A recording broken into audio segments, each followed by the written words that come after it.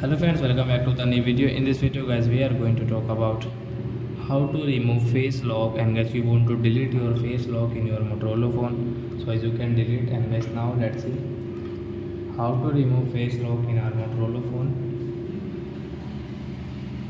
So friends, first of all, open your phone setting. Then guys, scroll and guys, security setting, guys, tap here.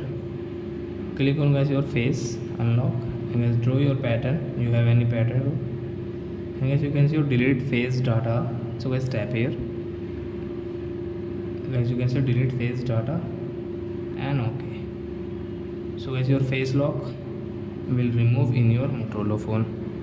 So I hope friends you have understood how to remove face lock in Motorola phone. So that's it guys. Thanks for watching my video guys. Now we will meet in the next video with new topic. Before going guys, please go and like my video, subscribe my channel. Bye bye friends.